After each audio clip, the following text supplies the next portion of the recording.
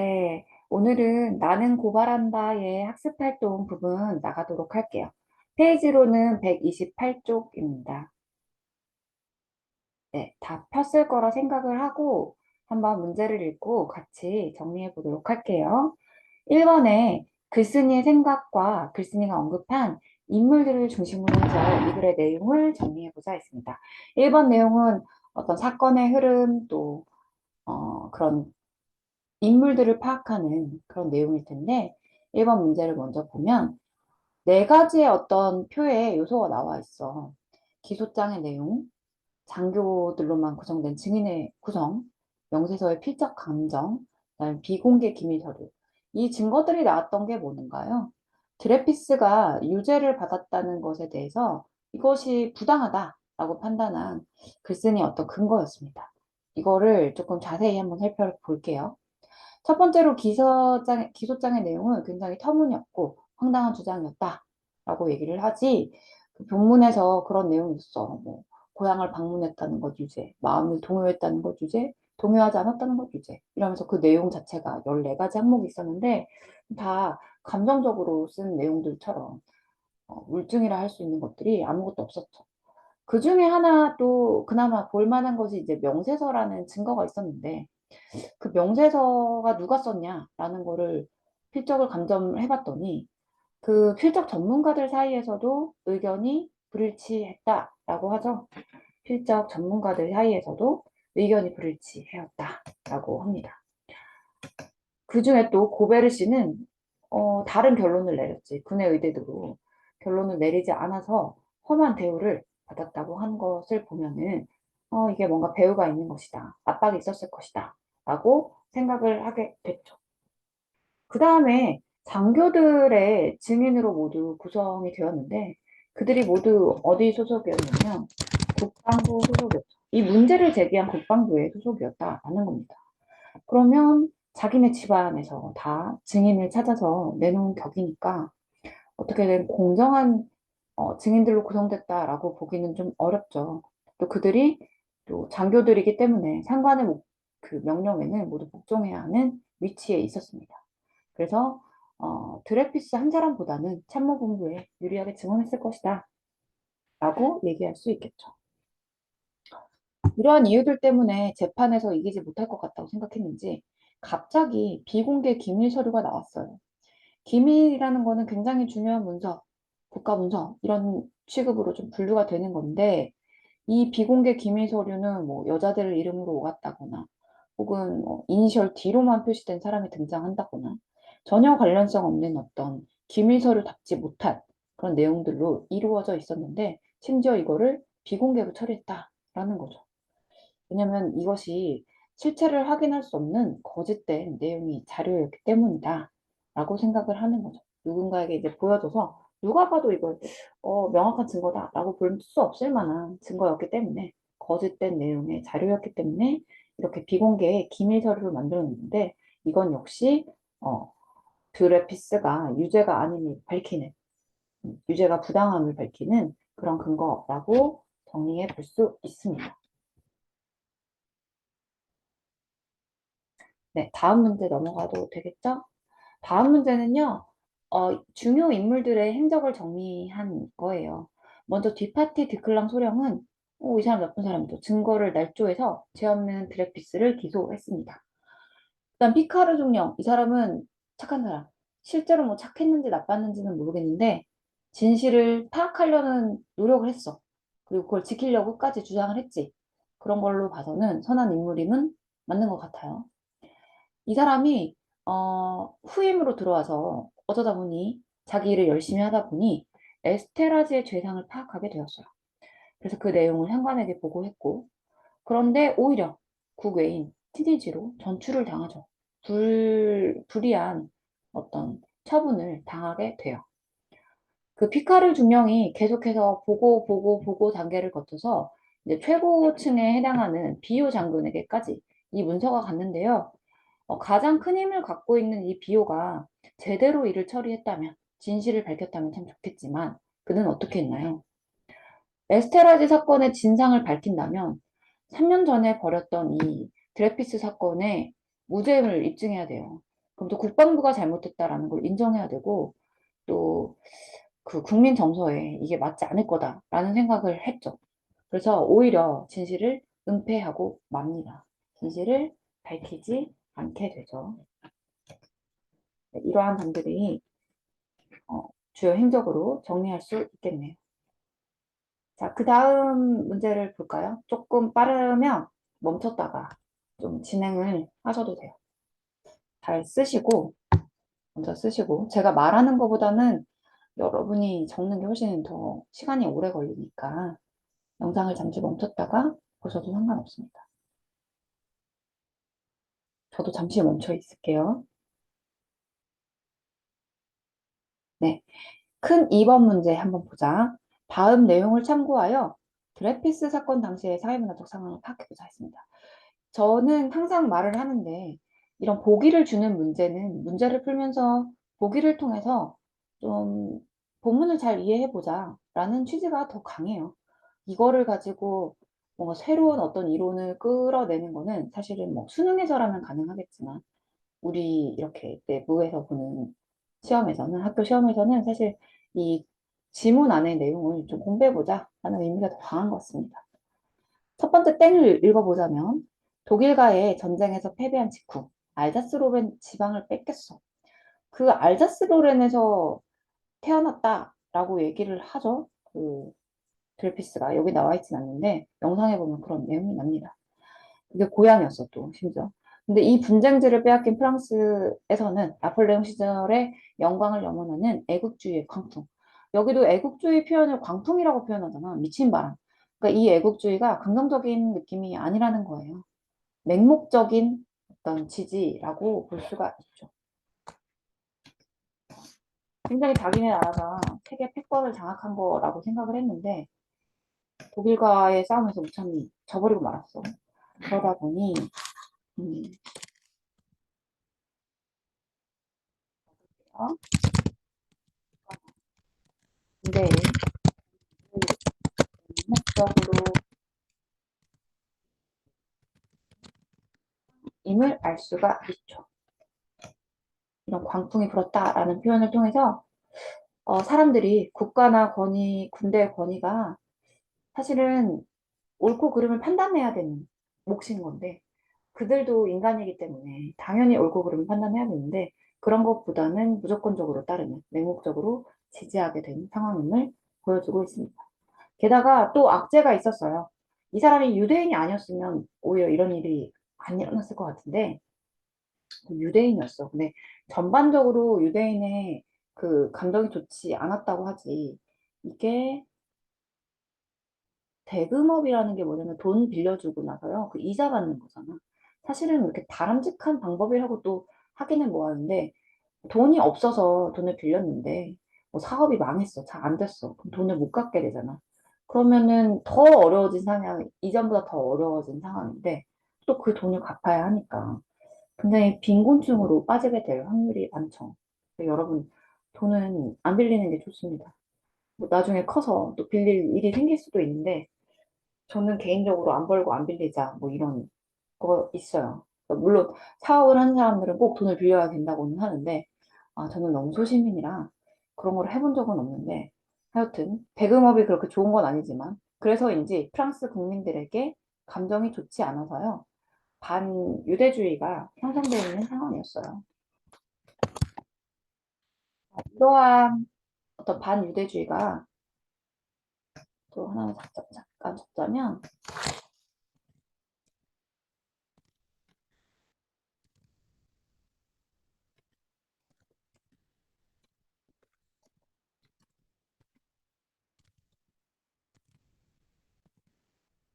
이러한 반유대주의가 드레피스를 범인으로 몰게 된 것에 어떤 작용을 했을 것이다 라는 거를 우리가 알 수가 있죠. 그 다음에 마지막 땡을 보시면요. 대혁명 이전에 귀족 가문 출신의 장교들로 그런 프랑스 군부는 보수적 성향을 가지고 있었는데 계급적 유대감으로 강하게 결속되어 있었다. 뭔가 진실이나 자유나 새로운 가치보다는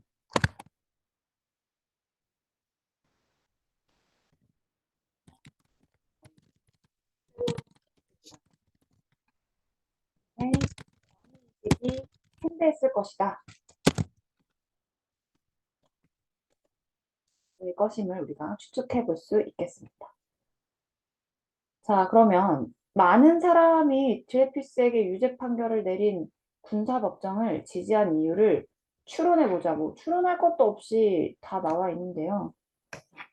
한번 정리를 해보자면 일단은 독일과의 전쟁에서 패배한 후에 많은 프랑스인들이 정부나 군대에 힘을 실어줘야겠다. 우리 국가가 좀 강하게 가야겠다라는 생각을 많이 했겠죠. 또한 반유대주의가 이제 팽배한 사회적 분위기가 있었는데 거기에 그런 사회적 분위기에 휩쓸려서 드레피스가 범인이었다라고 몰고 가게 되었을 것입니다. 또 그러한 판결을 내린 군사법정이 아 잘했다. 뭔가 속이 시원한 거야. 저는 이거 보면서 약간 조선족? 이런 생각도 조금 많이 들었어요. 우리가 사회에서 미워하는 집단이 약간 어떻게 보면 범죄 집단이라고 많이 생각을 하죠. 실제로도 약간 그런 통계가 있나요? 정확히 모르겠지만 이제 우리가 보는 거는 어떠한 지표, 그러니까 기사거리를 통해서 조선족들이 좀 많은 범죄에 연루가 돼 있고 이런 것들을 보게 돼. 근데 사실상 그 비율이 얼마인지는 모르는 것 같은데? 나는 모르겠어. 여러분들은 알고 있는지 모르겠는데 뭐 굉장히 적은 비율일 수도 있어요. 그런데 우리는 좀 미워하죠. 그리고 타인이 뭐 동남아시아인이라던가 이런 사람들이 범죄를 한번 저지르면 국내에 살던 한국인, 내국인이 저지른 것보다 훨씬 더 끔찍하게 여기고 강한 처벌을 원하고 욕을 더 많이 하고 반감이 많이 쓰잖아요. 그런 것과 좀 비슷한 형태인 것 같아요. 자, 그래서 사람들이 법정을 지지하는 이유는 뭐냐? 우리와의 전쟁에서 패배한 것이 가장 큰데, 근데나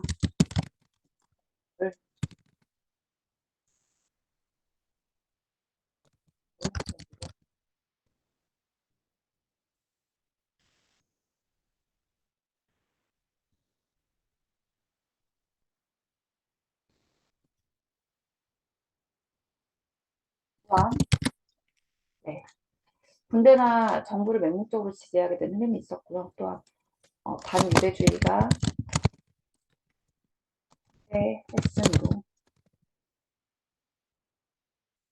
그다음 유대인이라는 또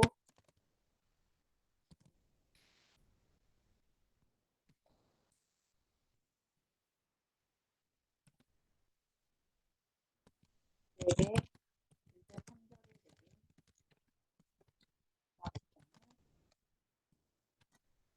있을 것이다. 독일과의 전쟁에서 패배한 후에 군대나 정부를 맹목적으로 지지하게 된 세력들이 있었고요. 그런 흐름이 있었습니다. 좀 미친 광풍국 같은 애국주의의 성향이 있었습니다. 또한 반유대주의가 팽배한 상황이었는데다가 드레피스가 유대인이었기 때문에 그것만으로도 범인이 확실하다고 여긴 사람도 있었고요. 또한 그에게 이제 유죄 판결을 내린 군대가 잘했다라고 지지하는 사람도 생겨났겠죠. 이러한 것들 때문에 사람들은 드레피스에게 유죄 판결을 내린 법정을 지지했을 것이다 라고 생각을 합니다.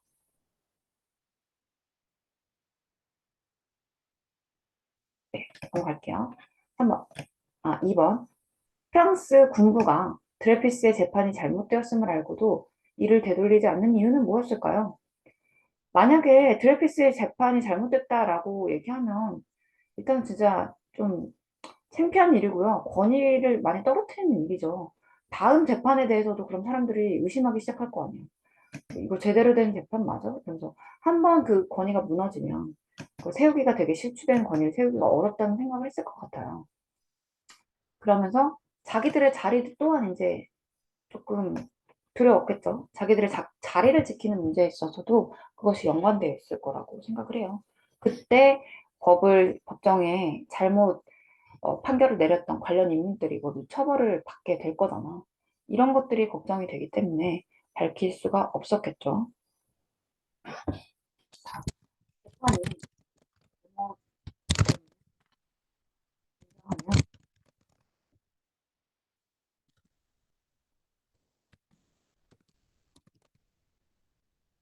그런 이유가 있었을 것 같고요. 또 아까 말했듯이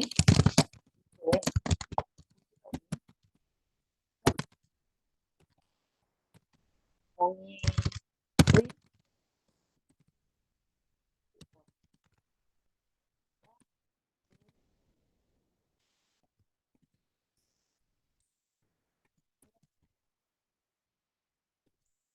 중요하다고 판단.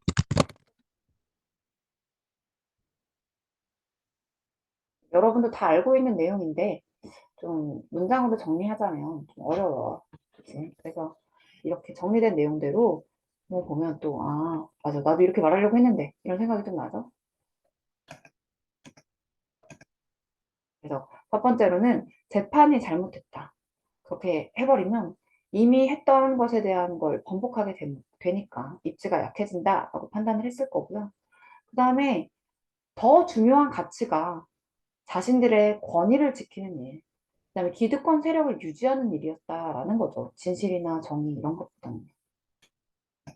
반대로 생각해 보기에 어, 에밀 졸라라 같은 사람은 자유나 정의 이런 것들을 무엇보다도 중요한 가치로 삼았을 거예요. 그러니까 이렇게 희생을 감수하고서라도 진실을 밝히죠. 아무런 개인적 뭐 원한도 없고 또 개인적인 뭐 친구도 아닌에도 불구하고 진실 하나를 밝히기 위해서 이렇게 노력을 하잖아요. 그런 것들을 보면 가치를 어디에 두고 사느냐가 자기 인생을 이끄는 중요한 방식 중에 하나인 것 같다는 생각이 들어요. 뭐 당연한 얘기일 수 있지만. 자, 다음 활동 해봅시다. 이제 한 페이지가 넘어왔는데 다음 내용 참고하여 드레피스 사건에 대한 글쓴이의 신념과 관련해 아래 활동을 해보자. 자, 제가 뭐 신념 얘기를 했는데 자연스럽게 그 신념에 대해서 얘기를 하게 되죠. 이러한 사람들이 아주 대부분이었던 대다수였던 프랑스 사회에 어떻게 에밀 졸라는 이런 행동을 할 수 있었을까? 우리가 궁금하잖아요. 그걸 살펴보자면 1898년 1월 13일에 나는 고발한다는 에밀 졸라의 인생의 전환점이자 프랑스 역사의 전환점이었다. 에밀 졸라는 이 글을 발표한 이후 한편으로는 국가적 배신자의 상징이 되었고 다른 한편으로는 양심적 지식인의 상징이 되었다. 그 결과적으로는 프랑스가 이런 사람이 있었기 때문에 와 진짜 프랑스 양심이 살아있다 이런 평가를 받았겠지만 그 당시에는 굉장히 무서웠을 것 같지 않나 라는 생각이 들어요. 많은 사람들이 되게 위협을 했다라는 것들이 있잖아. 그래서 조금 무섭지 않았을까? 라는 생각이 두려웠을 것 같다 라는 생각이 들고요. 또 본인도 이런 게 진실이 아니었으면 좋았을 텐데 이런 생각들도 했을 것 같아요. 그러면 한번 어떤 내용들로 정리해 볼 수 있을까? 적어봅시다. 물론 자유롭지만, 자유롭게 적어야 하지만, 또 교과서는 답을 주어주고, 아, 이렇게 생각해 볼 수 있지 않냐라고 좀 가이드를 잡아주니까 우리가 정리를 해보면, 교과서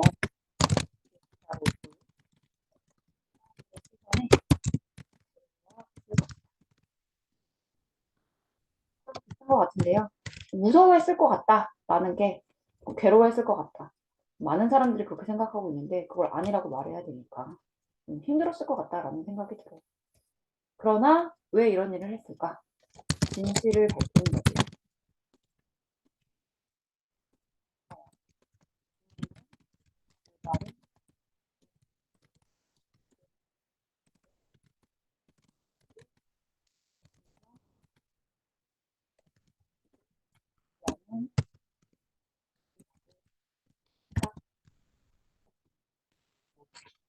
진실을 밝히는 것이 국가와 국민을 올바른 방향으로 이끄는 것이고 또 진정, 조국을 위하는 길이라고 생각해서 아래 보면 이제 에밀 졸라가 쓴 글이 있거든. 그걸 보면 확실히 이런 어, 느낌을 알 수가 있을 거예요. 그 다음에 지식인으로서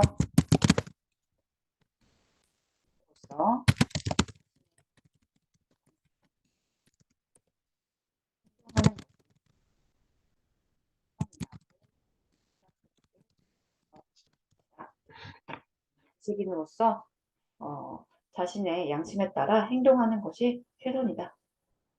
다른 사람이야 어떻든 내가 학생이니까, 내가 교사니까, 내가 어떤 나의 위치가, 사회적 위치가 있는데 다른 사람이야 어떻든 나는 이런 행동을 해야 된다. 라는 어떤 직업의식? 이 사람은 지식인 직업은 아니지만 작가로서의 직업의식이 있었을 것 같다는 생각이 들어요. 작가는 진실을 고발할 수 있는 목소리를 가진 사람이어야 되거든요. 그러니까 이런 생각을 충분히 할 수 있었을 것 같습니다. 다음번 넘어갈까? 제가 아까 얘기했던 말이에요. 그가 신념이 이런 생각이 있었어. 진실을 전진하고 있고 그 갈 거를 묻지 못했고 지금 그 마지막 부분에서도 보면 자기의 그런 글이 시작으로 해서 이 사회에 이제 진실이 밝혀질 시작일 거라라는 얘기를 하거든. 이 사람은 먼 미래를 본 거야. 몇 년 안에 이게 밝혀지지 않을지라도. 그래서 얼마나 무서웠겠니? 그 군부 세력이 다 잡고 있는데. 우리 독재 정권만 생각해 보더라도 박정희 정권이 막 끝나지 않을 것 같고 그랬을 거 아니야. 이승만 정권 안 끝날 것 같고. 그렇지만 진실은 그거보다 더 위에 있어서 밝힐 수 있을 거다라고 생각할 수 있었겠죠. 음. 자, 그래서 이런 문장으로 비춰봤을 때 당대 프랑스 사회에 요구하는 거? 그 진실과 정의를 지키라는 뜻으로 받아들여지네요. 진실과 정의를 지켜라. 당대 프랑스 사회에는 결국엔 정의가 승리한다. 진실이 있다라는 얘기잖아요.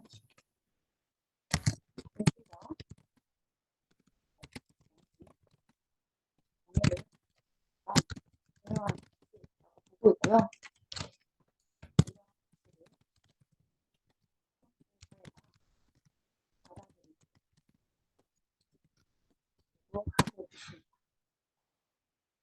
뿐만 아니라 언젠가 살아있을, 언젠가 이길 진실, 정의.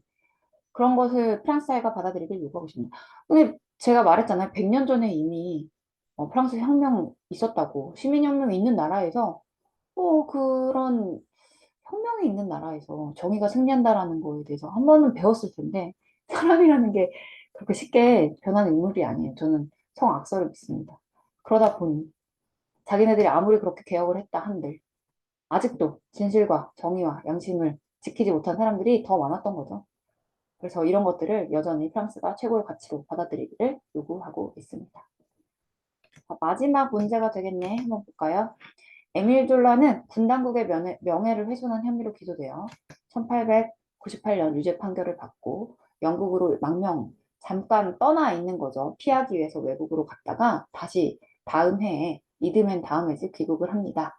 1899년 군사법정은 드레피시의 재심을 열어 그의 유죄를 확정합니다. 드레피시는 10일 후에 사면이 되나 에밀 졸라는 드레피시의 무죄 인정을 촉구합니다. 그 영상 보면 나와 있었지? 유심을 확정하는 조건으로 꺼내주잖아. 그런데 에밀 졸라는 또 죽어요. 근데 죽는데 몇 년 후에 죽는데 불의의 연탄가스 사고 이유를 알 수 없는 누군가에 의해서 굴뚝이 막혀져 있어. 그러면 굴뚝이 막혀져 있으니까 불을 지피면 당연히 일산화탄소가 퍼지겠죠. 그러면 죽겠죠. 우리도 연탄가스로 많이 사망했잖아요. 자면서 조용히 죽게 된대요. 이러한 일들이 있었는데 결국에는 이 사건은 12년 후에 다시 무죄를 인정받고 또 그때 이제 명예가 회복이 되겠죠. 에밀 조라는. 네. 그래서 총 이거를 하는 데는 무려 100년이 걸렸다고 해. 이러한 일들이 진실이 밝혀지는 것에 생각보다 되게 많은 시간이 걸린다라는 생각이 드네요. 자, 그래서 4번, 3번 문제.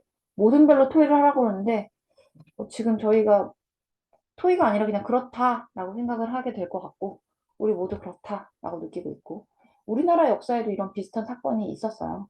한번 찾아보시기 바랍니다. 드레피스 사건, 한국판 드레피스 사건 하면은 또 얼마 전이라고 하긴 그렇고, 한 1970년대, 80년대쯤에 이런 사건이 하나 있었어. 그런 것들에 대해서 한번 보시면 좋을 것 같습니다.